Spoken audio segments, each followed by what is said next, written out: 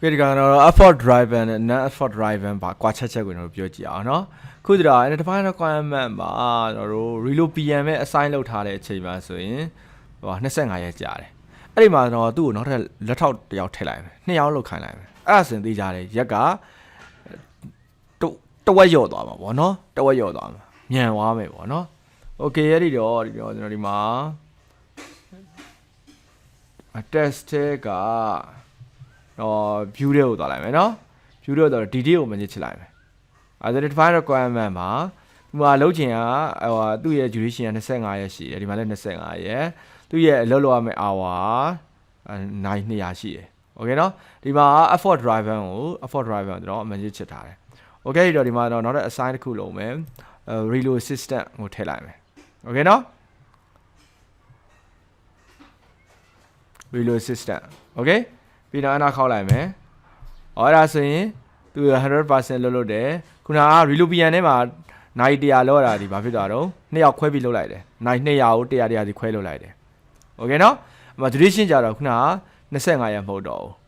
12.5 day ဆိုပြီးတော့ရက်ကကျုံသွားတယ်โอเคနော်ရင်တော့25ရက်ကအခု12ရက်ခွဲပဲကြာတော့တယ်ဘာလို့ဆိုတော့2ယောက်ခွဲလုပ်လိုက်တာโอเคနော်2ယောက်ခွဲလုပ်လိုက်တာโอเค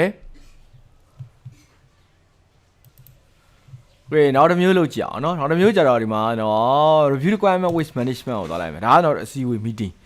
ဆိုရင်တို့ကသက်ဆိုင်ရာ stakeholder အကုန်တက်ရမယ်တက်ပြီးတော့ work hour จะတိုးသွားတော့မယ်လေသူ့ကိုမရော့ချင်ဘူးโอเคเนาะအဲ့တော့ effort driver เนาะ manage ဖြုတ်လိုက်တော့မယ်โอเคเนาะဒါသူ့ရဲ့ရှင်းက 1D ပဲเนาะ1D ဆိုတော့အဲ့မှာเนาะအဲ့ဒီ accounting manager ထည့်လိုက်မယ်နောက်ထပ် office manager ထည့်ထည့်မယ် office manager ထည့်ထည့်မယ်ပြီးတော့ okay နှိပ်လိုက်မယ်เนาะ okay နှိပ်လိုက်မယ်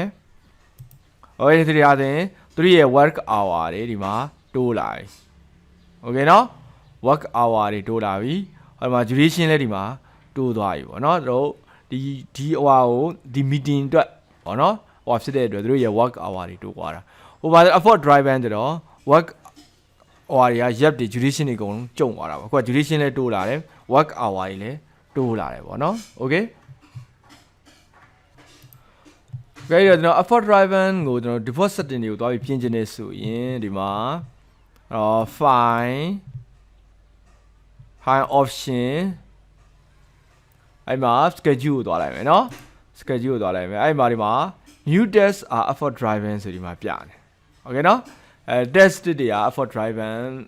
ဟိုအမှန်ကြီး auto ချစ်မယ်ပေါ့เนาะကိုက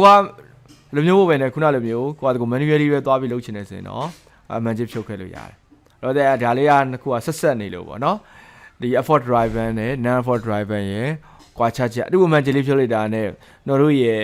work တွေ duration တွေ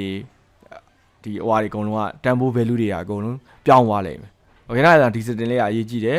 အဲ့တော့ဒါမှတ်ထားရမယ်တို့ schedule မှာ new test effort ဒီကျွန်တော်တော့ဒီဟိုဟာအတွက်ဒီ project အတွက်အမှန်ကြပဲချစ်ထားလိုက်မယ်โอเคနော်